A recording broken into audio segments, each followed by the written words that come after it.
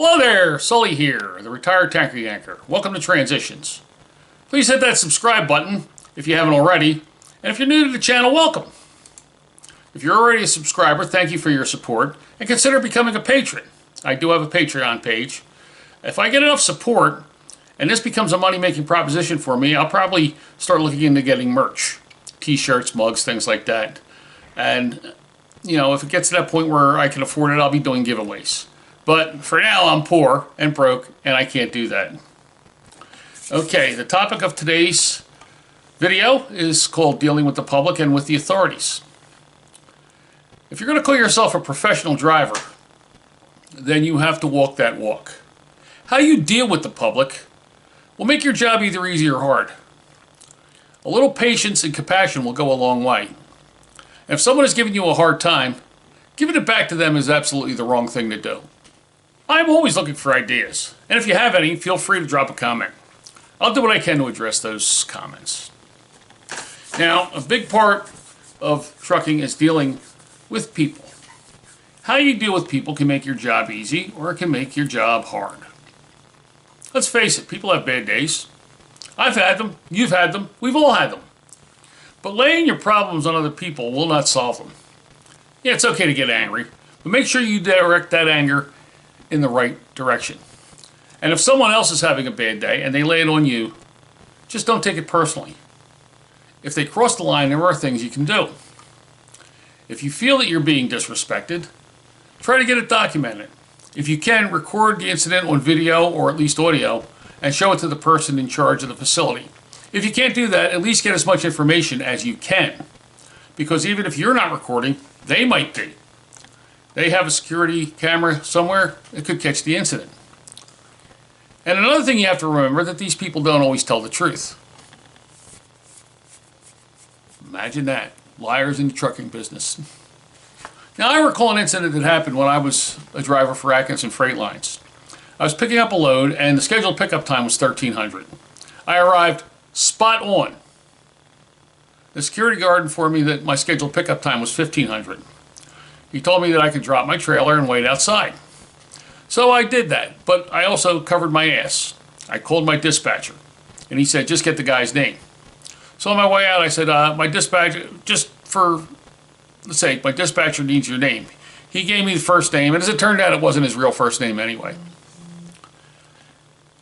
Well, I asked him what his last name was. He says, I don't give it out. I said, why?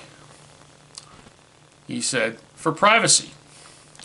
Well, you know, this is a place of business, not the Mickey Mouse Club. You know, I am used to dealing with professionals, you know, and, you know, I don't think I know this guy well enough that he and I should be on a first-name basis. I mean, when I would arrive at a place, and this first-name basis thing, is to me, is ridiculous anyway. I would arrive at a place, they say, what's your name?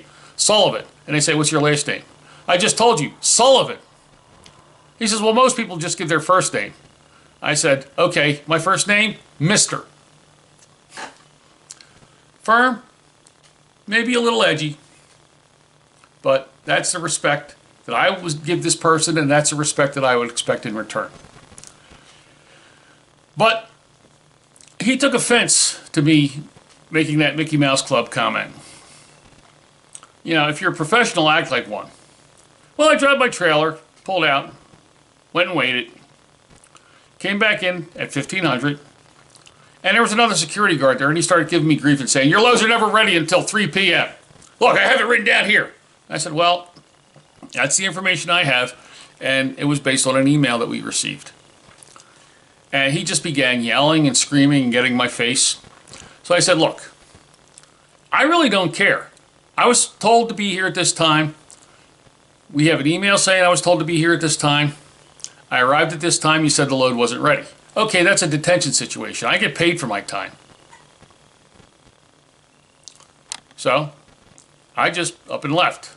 Well, found out that they reported the incident, that I was abusive.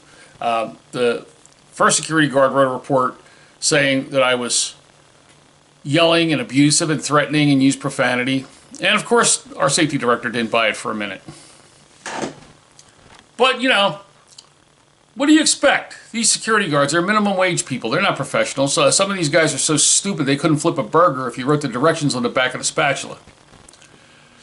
Well, his claim that I was abusive got the attention, and of course I was allowed to respond in kind, and I did so. But you also have to remember that when I worked at Atkinson, it was a union shop, and the shop steward took my case up, and that helped me, and I also had a pretty good rep anyway.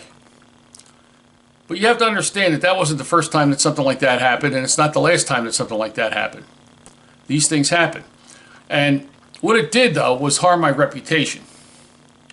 You know, if I had a video or at least an audio recording of the incident, I could have actually taken legal action. The guard filed an incident report, and he signed it, and it was absolutely a fabrication of the facts. Now, lawyers have a word for that. It's called perjury. You know, I could have sued for damages. The security guard could have been charged with perjury. I could have sued for defamation of character. I could have sued him for libel because it was the written word. But, you know, that's picking that shit out of pepper, and I just let it pass. But you also got to remember that when you go to a customer and you behave in a professional manner, you know, your company will get feedback on that too. And if you get a good reputation, that goes a long way. Now, lots of companies, especially the big ones, use private detective agencies to keep track of their drivers and their equipment. They just want to make sure that when you're on the road, your equipment is in good shape, you know, and you know you're not always going to get pulled over by the DOT to get a report. So they have these detectives that work in truck stops, and they come up to you and they identify themselves. They have identification. One of the biggest ones is called Markel, and that's the company that when I drove for Warner Enterprises, that's the company that they used. And they were upfront with us. They said, look, you're at a truck stop, the Markel man will come up and talk to you. And it happened to me. So if you're dealing with Markel or a similar detective agency, be professional, be polite. Don't volunteer any information, but answer all their questions honestly and fully. And they're going to ask to look inside your cab, let them. As long as you behave professionally, they're going to include that in the report. In fact, they have to include that in the report. Was the driver polite? Was the driver cooperative? Did the driver answer the questions? Was the driver belligerent? Did the driver refuse to let you in the truck? Things like that. If you get a positive report, at least I don't know if they do it now because it's, you know, been many, many moons since I worked for that company. But if you got a positive Markel report, Warner would give you a $5 credit at the company store. And hell, I used that. I got more than a few free t-shirts because of good Markel reports. And of course, you're going to have to deal with the law. Because, hey, the fuzz have a job to do also. Their job is to protect the public, first and foremost. They're not out to jam you up, driver. I mean, maybe it seems that way, and guys are always complaining, the DOT, Smokey the Bear, the county mounties, they're out to get you because they're just trying to raise money. Well, in some small towns, that's the case. But if you're dealing with state or county officials or you're dealing, you know, with the DOT, they're being professional. They know that you have a job to do, but they have a job to do. So don't resist. Don't give them a hard time. Let them do their jobs. Again, answer their questions fully. They're going to ask to see your log. Show it to them. Okay? Don't give them a hard time. But the best thing you can do when you're getting a DOT inspection is communicate with your dispatch. Let them know, hey, DOT just pulled me in. I'm getting a level 1 right now. Okay, there's a lot of companies that if you get a positive report, again, you get rewarded. Either with maybe if they have a company store, they'll give you credit there. A couple companies I worked for, if you got a DOT inspection, you got paid for your time. So let your dispatcher know if you're stopped for a DOT inspection. And if you're overweight, there are ways to deal with it. Get your load scaled. By good practice, you should be able to judge if you're overweight. Every load you get should be scaled. Now, I didn't have to necessarily do that in the liquid bulk industry because most of those loads were loaded by weight anyway. I was loaded on a scale, and I would know if I was overweight, because every load would come with a scale ticket. But if you go to a shipper and you get a load and you suspect that you might be overweight or that the load might have to be reworked, you can't do that without a ticket from a scale.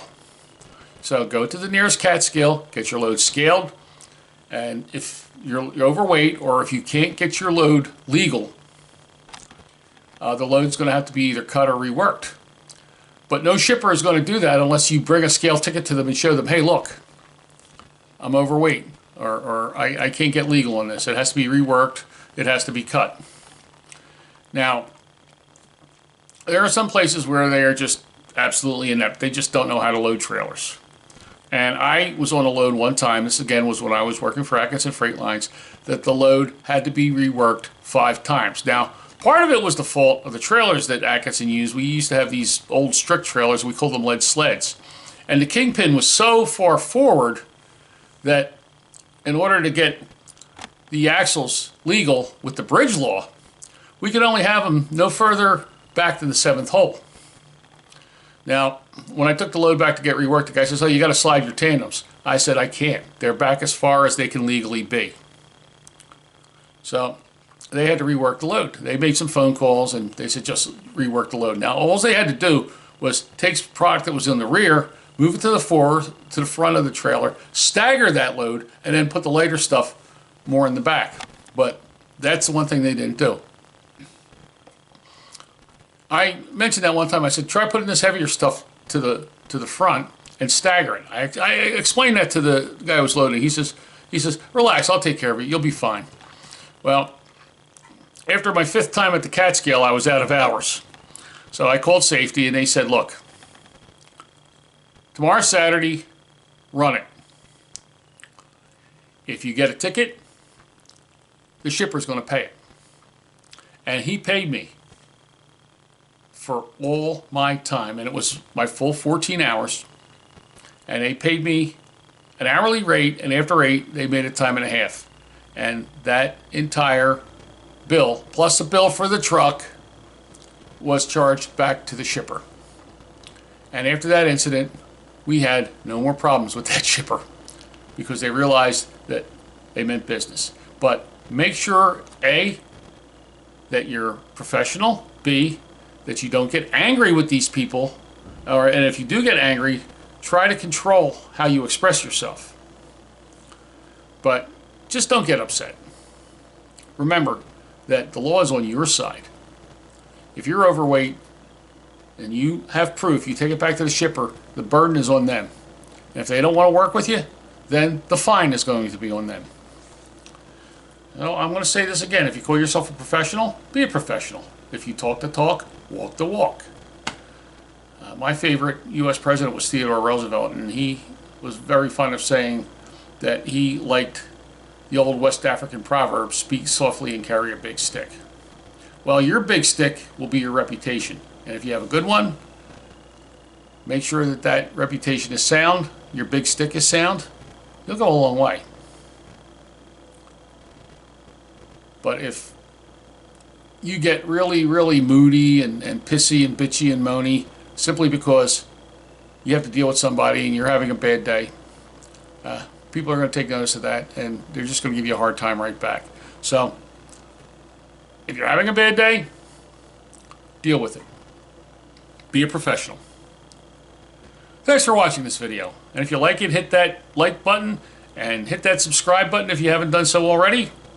And come back to my channel often because if you want to see more content like this, or you want to see some of the other things I do, my music videos, my activities, come on back. And it doesn't cost you anything to subscribe. And you'll be helping me out. For Transitions, this is Sully, the retired tanker yanker. Safe and happy travels.